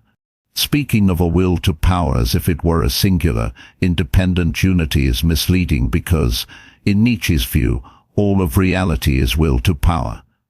It is not a discrete entity that can be isolated or analyzed apart from its context. Rather, the will to power is always a multiplicity, a network of interrelated forces that exist only in relation to one another. Each will to power is simultaneously both an individual expression of this fundamental force and part of an infinite chain of interactions. These forces are in constant tension, perpetually contesting and negotiating with one another. As Nietzsche suggests, the will to power is always at war with itself, embodying a ceaseless process of self-assertion, resistance, and transformation. To illustrate this relational dynamic, consider the analogy of a game. In any competitive game, players do not operate in isolation. Their actions are meaningful only in relation to the moves of others. A chess piece, for example, gains its significance not from its intrinsic properties, but from its position on the board and its potential to interact with opposing pieces. Similarly, power in Nietzsche's framework is not an inherent quality but a relational phenomenon. It emerges and evolves through the interplay of diverse forces. The game of power relations is not a zero-sum contest where one side wins and the other loses. Rather, it is a complex, fluid exchange in which each participant continually adapts, strategizes, and redefines their role. This ongoing negotiation creates a dynamic equilibrium, a state of perpetual motion that resists stasis. Furthermore, Nietzsche's conception of power challenges traditional notions of hierarchy and dominance. While power often manifests as a drive to predominate over others, it is equally about creating multiplicity and diversity. The will to power does not create ex nihilo out of nothing. Instead, it generates new forms and possibilities out of itself, constantly reshaping and reconfiguring the existing order. This creative aspect of power is central to Nietzsche's vision of life as an ever-evolving process of becoming. Life thrives on the tension between competing forces, using this friction as fuel for innovation and growth. As Nietzsche might argue, the beauty of existence lies not in harmony or balance but in the vibrant, chaotic interplay of conflicting energies. This relational and dynamic understanding of power also sheds light on Nietzsche's critique of metaphysical absolutes. Traditional metaphysics often posits a fixed foundation, a primary substance or principle that underlies and explains all phenomena. However, Nietzsche rejects such notions, emphasizing instead the fluid, interconnected nature of reality. The will to power is not a unifying essence that brings coherence to the world. Rather, it is the very force that disrupts unity and generates multiplicity. It is a single basic force whose essence is to manifest itself in endlessly varied ways, giving rise to the rich tapestry of existence. This perspective aligns with Nietzsche's broader philosophical project to dismantle rigid structures and embrace the complexity and ambiguity of life. Heidegger's interpretation of Nietzsche's will to power as a metaphysical unity risks oversimplifying this relational and pluralistic dimension. By framing it as a monistic principle, Heidegger may inadvertently impose a static unity onto what Nietzsche intended as a dynamic, open-ended process. To fully grasp Nietzsche's concept, we must resist reducing it to a single, overarching force and instead appreciate its multiplicity and relationality. The will to power is not a thing or a substance. It is a process, an ongoing game of interactions and transformations that defies final resolution. Ultimately, Nietzsche's relational view of power invites us to rethink our assumptions about strength, authority, and influence. Power is not something one possesses or wields over others. It is a relational dynamic that shapes and is shaped by its context. It is a force that thrives on resistance, using obstacles as opportunities for growth and self-overcoming. As Nietzsche provocatively declares, life itself is essentially appropriation, injury, overpowering of what is alien and weaker, suppression, severity, obtru scion of peculiar forms, incorporation and at the least, putting it mildest, exploitation. Yet this description should not be mistaken for a celebration of cruelty or oppression. Rather, it highlights the inevitability of conflict and competition as essential components of life's vitality. Power, in Nietzsche's sense, is not about domination alone but about the creative and transformative potential that arises from struggle. In conclusion, Nietzsche's concept of the will to power reveals a world in constant flux, defined by the interplay of competing forces. It challenges us to move beyond simplistic notions of power as control or authority and to embrace its relational, dynamic, and generative dimensions. Power is not a fixed entity but a process, a game of infinite complexity played out across the vast field of existence. By recognizing this, we come to see life not as a static hierarchy but as a vibrant, ever-changing arena of becoming, where multiplicity and creativity emerge from the clash of wills. As Nietzsche reminds us, all that is solid melts into air, a fitting metaphor for the fluid, relational nature of power and the endless dance of forces that constitute reality. The game of power relations in Nietzsche's worldview. In Nietzsche's worldview, nothing has existence and meaning outside the game of power relations. Because of this, there is no withdrawal from this game. Imagine a chessboard where every piece is constantly moving, strategizing and vying for dominance. This dynamic interplay mirrors Nietzsche's conception of life itself, a perpetual contest of forces, where power is both the arena and the prize. But what does it mean to exist within such a framework? Is it merely a chaotic struggle for supremacy, or is there something more profound at play? This chaos is not a mere burden that we have to overcome to survive or make our life easier. It also plays a very positive role. It is the basis of all creation and creativity, without which nothing novel could emerge. Think of an artist staring at a blank canvas, wrestling with uncertainty and doubt before finally unleashing their vision upon it. Or consider a scientist pushing the boundaries of knowledge, driven by the tension between what is known and what remains undiscovered. These moments of breakthrough are born out of chaos, the raw, untamed energy that fuels innovation and transformation. As Nietzsche poetically declares, one must still have chaos in oneself to be able to give birth to a dancing star. But what exactly does Nietzsche mean by this metaphor of the dancing star? Picture a celestial body emerging from the swirling mists of a nebula, its light piercing through the darkness. This image encapsulates the creative potential inherent in chaos. The chaos within us, our inner conflicts, desires, and contradictions, is not something to be feared or suppressed. Instead, it is the fertile soil from which greatness can blossom. Without this internal turbulence, there would be no drive to transcend mediocrity, no spark to ignite the flames of genius. To illustrate further, let us reflect on historical figures who embodied this principle. Consider Leonardo da Vinci, whose relentless curiosity and refusal to conform to conventional limits lead him to master multiple disciplines, from art to engineering. His works, like the Mona Lisa and the Last Supper, were not products of order and stability, but rather the result of a mind teeming with questions, experiments, and bold imaginacies. Similarly, leaders like Martin Luther King Jr., who stood against systemic oppression, drew strength from the chaotic realities of their time, channeling that energy into movements that reshaped society. Yet, Nietzsche's notion of the game of power relations extends beyond individual achievements to encompass the broader fabric of human interaction. Every relationship, institution, and culture operates within this web of competing wills. Even acts of apparent altruism or cooperation are underpinned by subtle negotiations of influence and authority.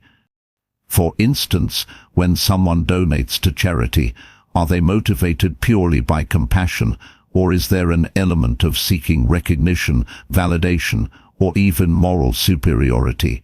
Nietzsche challenges us to look beneath the surface and recognize how deeply embedded power dynamics are in every aspect of life. However, embracing this game does not imply endorsing cruelty or exploitation. Rather, Nietzsche invites us to see power not as a zero-sum contest, but as a force that, when harnessed constructively, can lead to extraordinary outcomes. He urges individuals to cultivate their own strength, to become what he calls Übermensch, overman or superman, someone who rises above the herd mentality and creates their own values. Such a person does not shy away from the chaos of existence, but thrives within it, using it as fuel for self-overcoming and reinvention. Ultimately, Nietzsche's perspective compels us to rethink our relationship with chaos and power. Instead of viewing them as obstacles to happiness or peace, we might come to appreciate them as essential components of growth and progress. After all, isn't it true that some of humanity's greatest achievements, from scientific revolutions to artistic masterpieces, have arisen precisely because individuals dared to embrace the unknown, to dance with the chaos within and around them? In doing so, they gave birth to their own dancing stars, illuminating the world with brilliance and inspiration. So, as you navigate your own journey through the intricate game of power relations, ask yourself, are you merely reacting to the chaos, or are you actively shaping it into something meaningful? Perhaps, like Nietzsche envisioned, the key to unlocking your fullest potential lies in learning to harness the storm within, transforming it into a radiant constellation of purpose and possibility. The human-centered nature of the will to power. To conclude, Nietzsche's conception of the will to power is not primarily a metaphysical principle. His central concern is with man, and power is to him above all a state of the human being. The projection of the will to power from the human sphere to the cosmos is an afterthought, a secondary abstraction that arises only when we attempt to universalize his ideas. For Nietzsche, the essence of the will to power lies not in grand cosmic forces or abstract philosophical systems, but in the lived experience of individuals striving to shape their own destinies. Wealth and military might were never signs of great power to Nietzsche's mind. They are superficial markers at best, often masking deeper insecurities or dependencies. True power, according to Nietzsche, cannot be measured by external achievements alone. Instead, It resides within the individual who has mastered themselves, a concept he referred to as self-overcoming. Consider the athlete who trains tirelessly not for fame or fortune, but to push beyond their physical limits, or the artist who sacrifices comfort and security to pursue a vision that others may never understand. These examples illustrate how genuine power stems from discipline, resilience, and the courage to confront one's inner chaos.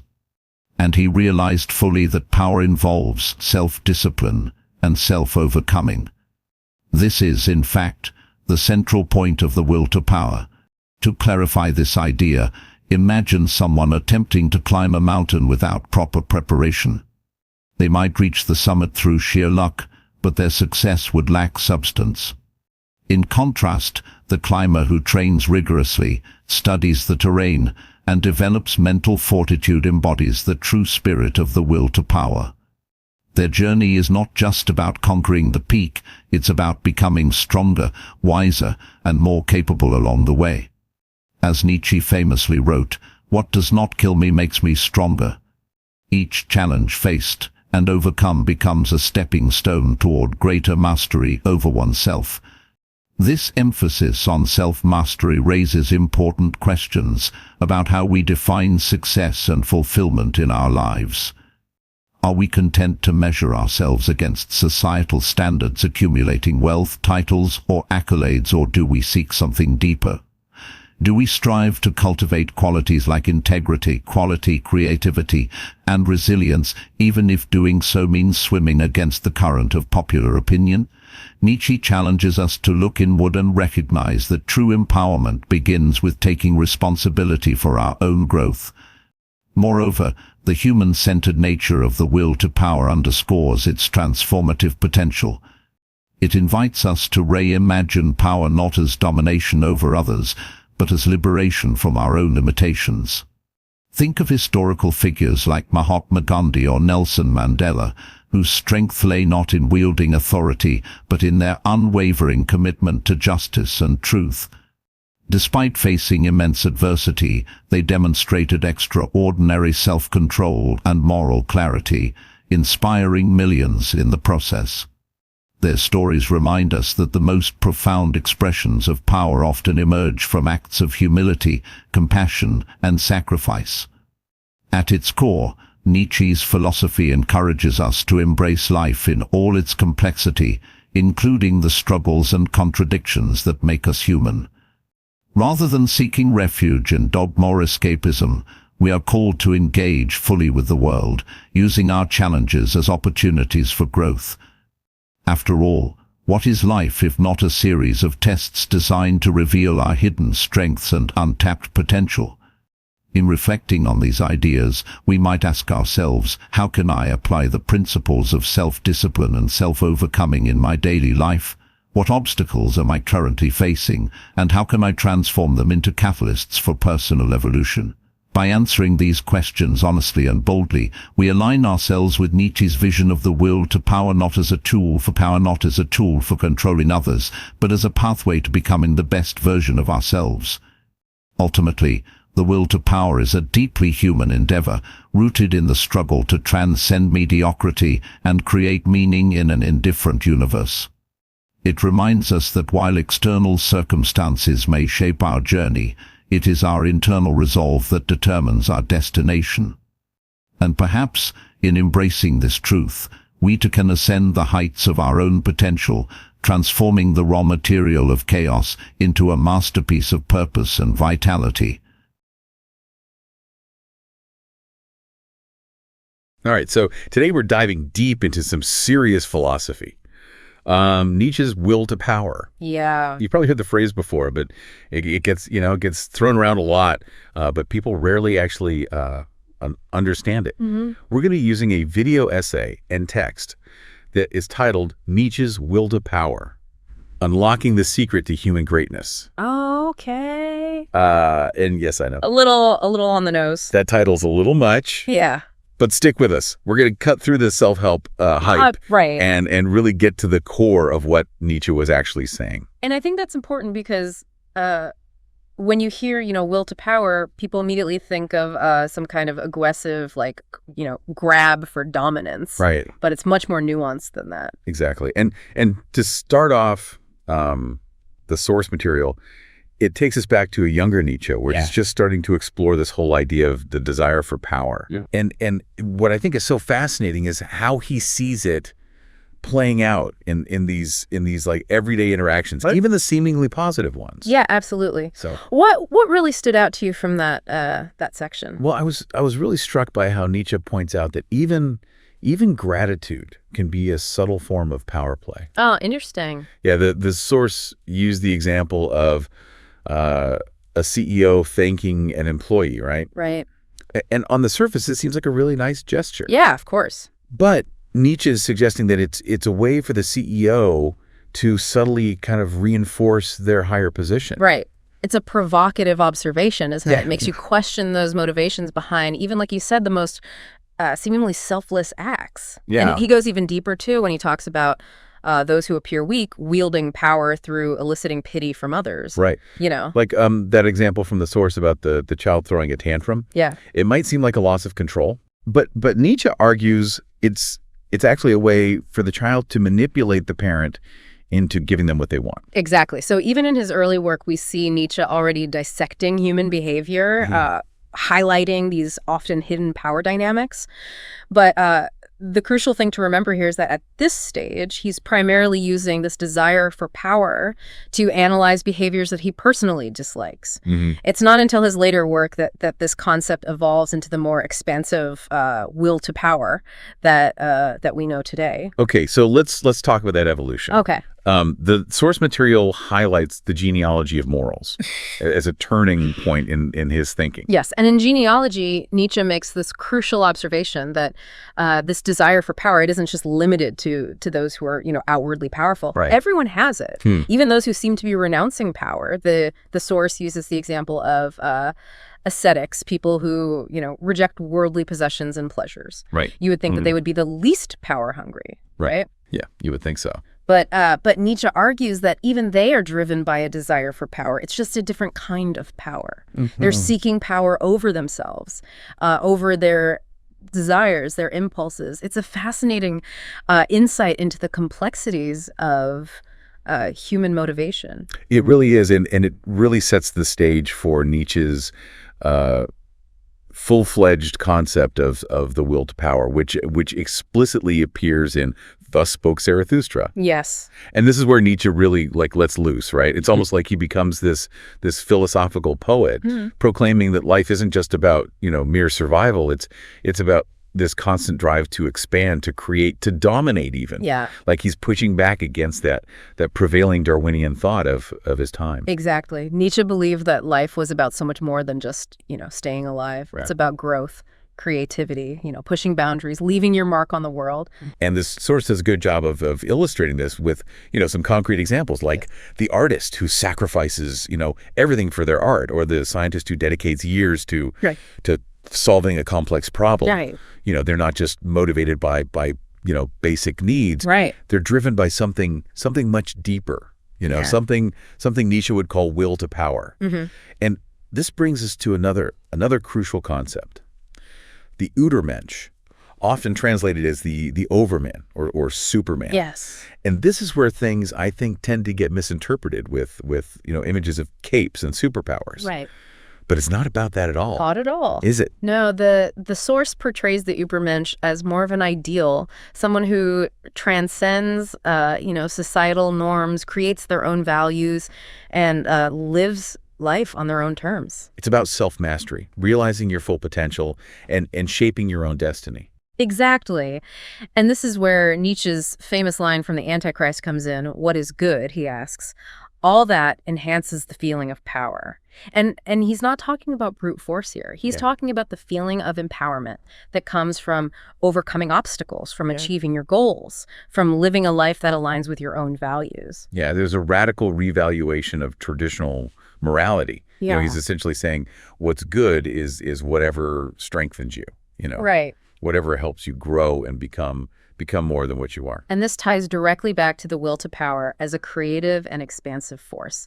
It's not about dominating others, but mastering yourself and shaping your own reality. So we have this drive to expand, to overcome, to create. But Nietzsche also emphasizes the importance of risk-taking.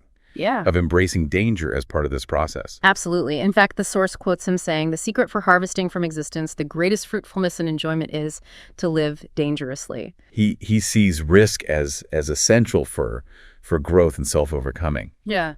And the source uses that powerful analogy of climbing a mountain, right? Yeah, to illustrate this point, the arduous journey, the potential dangers, but also that breathtaking view from the summit.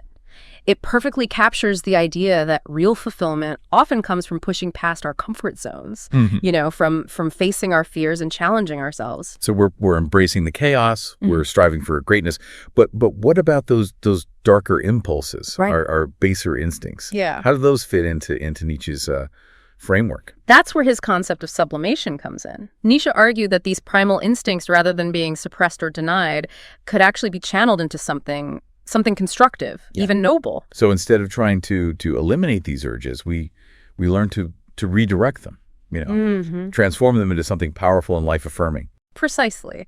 The source offers some great examples. An artist channeling their raw emotions into a moving symphony, or a scientist whose relentless drive leads them to a groundbreaking discovery. Right. Both cases demonstrate how these primal energies can be harnessed for creative and transformative purposes. And it's here that Nietzsche takes aim at Christianity. He criticizes it for advocating the rejection of these instincts instead of their sublimation. He sees this as a denial of the fullness of life, almost like a kind of spiritual castration. Yeah, and it's important to note here that Nietzsche isn't endorsing, the unbridled indulgence of every base desire. It's more about recognizing the power of these instincts and finding ways to integrate them into a life that is both creative and meaningful. He's advocating for a more holistic approach to human nature. Right. One that acknowledges both our light and shadow sides. And this critique of Christianity actually speaks to a broader point that Nietzsche is making. He believes that the will to power goes far beyond the simple will to exist that Darwin focused on. It's not just about survival. Right. It's about growth, expansion, becoming something more than what we currently are. And this is where Nietzsche's metaphor of making music being another way of making children becomes so powerful. Yes. He's suggesting that creativity and vitality can manifest in forms that are even more enduring than biological offspring, right? Oh, yeah. It's about leaving a lasting legacy, a mark on the world that goes beyond our physical existence. Exactly. It challenges us to think about all the different ways that we can create, contribute and leave our mark on the world. Speaking of legacies, Nietzsche had a complicated relationship with another influential philosopher, Schopenhauer. Yes. Initially, Nietzsche was influenced by Schopenhauer's idea of the will to live, but he eventually rejected it. Yeah, and understanding this shift is key to grasping the nuances of Nietzsche's own philosophy. For Schopenhauer, the will to live was this blind, insatiable force that essentially trapped us in a cycle of suffering and desire. It was about enduring, not thriving. A pretty bleak outlook, to say the least. Indeed. And Nietzsche, with his emphasis on growth and self-overcoming, couldn't reconcile himself with this worldview. Right. He saw the will to power as something far more dynamic and life-affirming. So while Schopenhauer saw suffering as something to be endured, Nietzsche saw it as a potential catalyst for growth and transformation. Precisely. He viewed discomfort and pain as integral parts of the human experience, not as things to be avoided at all costs. In fact, the source points out that for Nietzsche, hardship and struggle can actually be good things. Oh, wow. They can spur us to overcome our limitations and become stronger. It's perspective that really challenges much of modern society's obsession with comfort and ease. We're constantly told to seek pleasure and avoid pain, but Nietzsche is suggesting that this might actually be making us weaker. Right. More decadent. Yes, and this brings us to another important concept, decadence. For Nietzsche, decadence isn't isn't simply about decline or decay. Right. It's about this retreat from the challenges of life, this unwillingness to embrace discomfort and strive for something more. So it's not just about, giving into luxury or excess. It's about becoming complacent. Right. Settling for a life of mediocrity and ease. And this is where Nietzsche's concept of the will to power becomes so vital.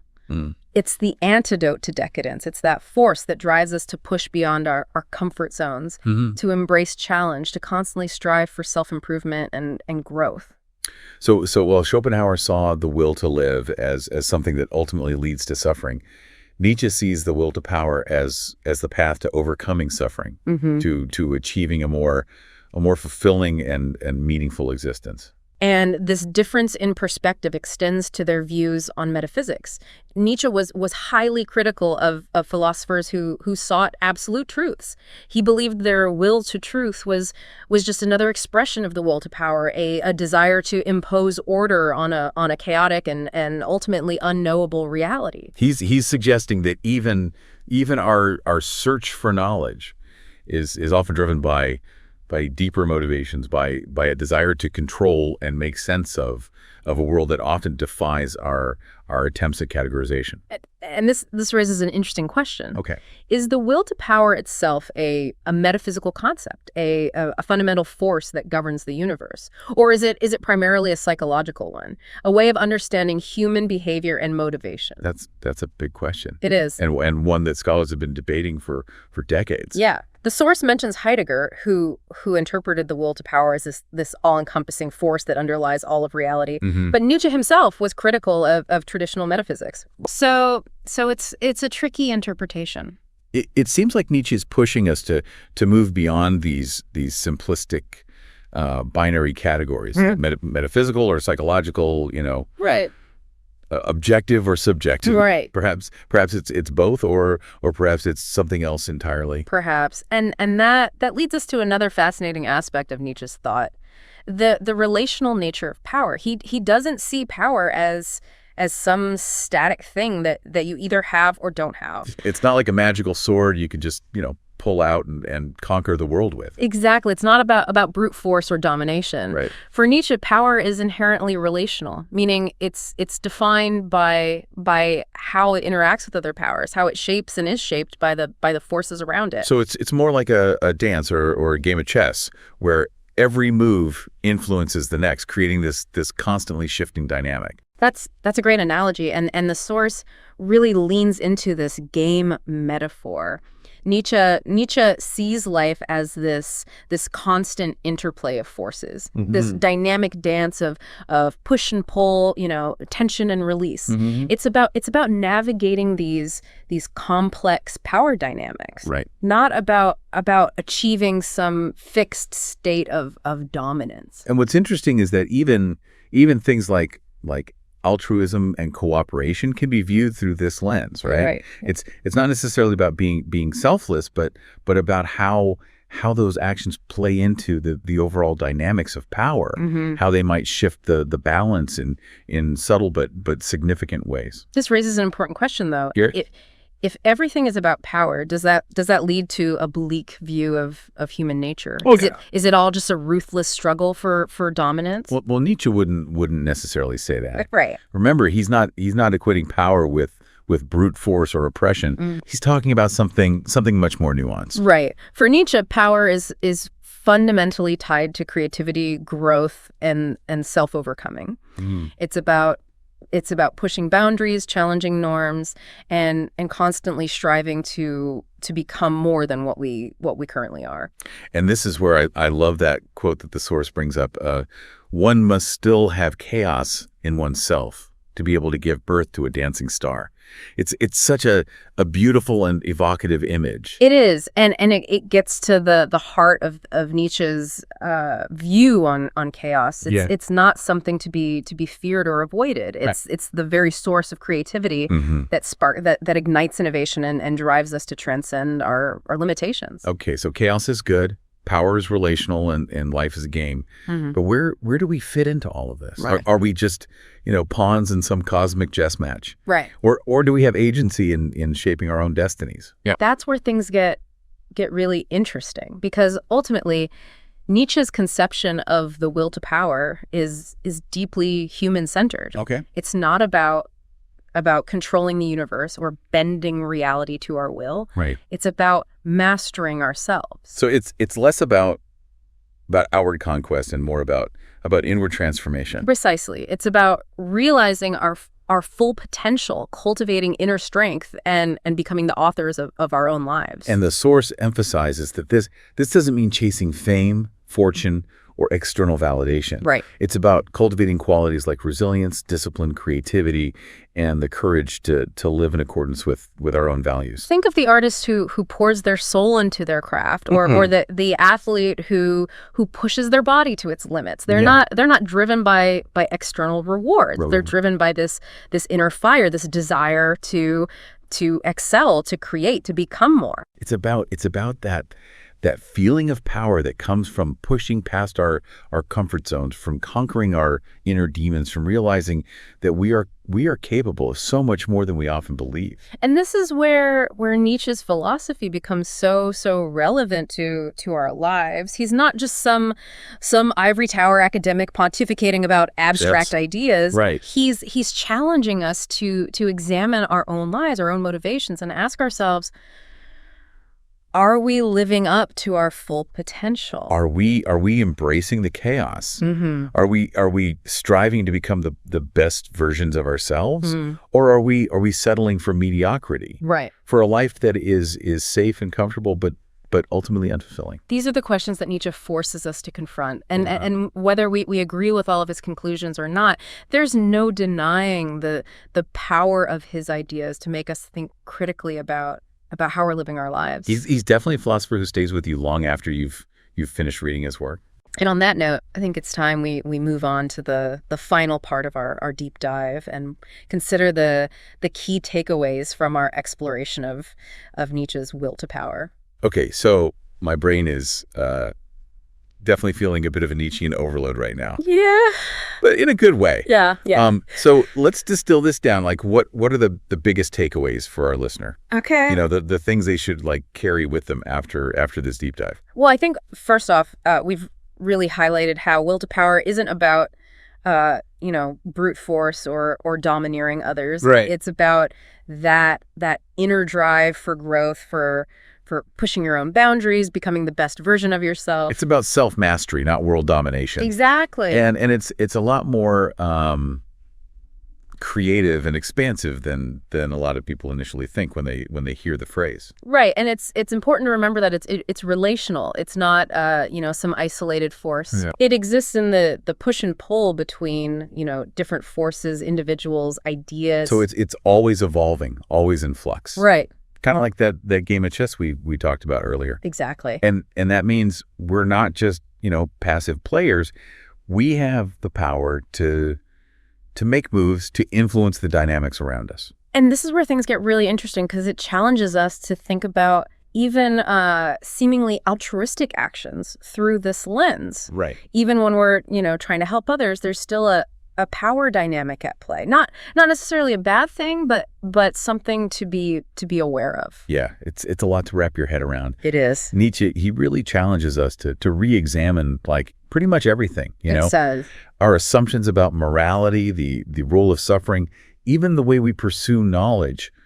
He turns it all upside down. He does, but while it can be, unsettling, I think there's a real sense of empowerment that comes from engaging with his ideas, because ultimately he's saying that we have the power to shape our own destinies, right? To create meaning in a world that can often feel, chaotic and meaningless. So instead of being swept along by external forces, we can become, active participants in the game of life. Right. Making conscious choices that align with our values and move us close to our goals. And that brings us to perhaps the most crucial takeaway from this deep dive.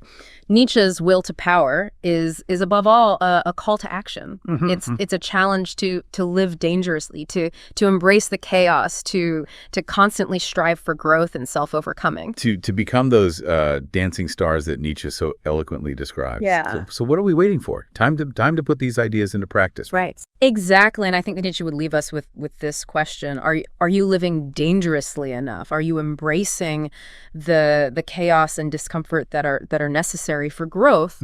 Or are you settling for a life of safety and mediocrity? It's a powerful question. It is. And one that I hope our listener will continue to ponder, long after this deep dive is over.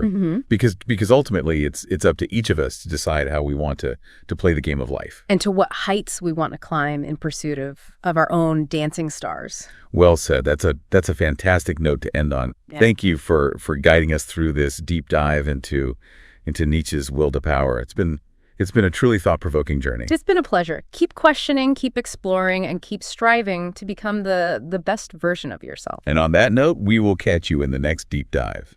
Through this article, we've explored Nietzsche's concept of will to power, a principle that not only explains human behavior but also says the key to achieving personal greatness. As Nietzsche emphasized, he who climbs upon the highest mountains laughs at all tragedies, real or imaginary. This reminds us that only by facing and overcoming challenges can we reach new heights. Thank you for joining True Freedom on this journey to uncover such a profound philosophy. If you found this video helpful, don't forget to hit the like button, subscribe to the channel, and turn on notifications so you never miss our exciting content. Share your thoughts about will to power in the comments. We'd love to hear from you. See you in the next video.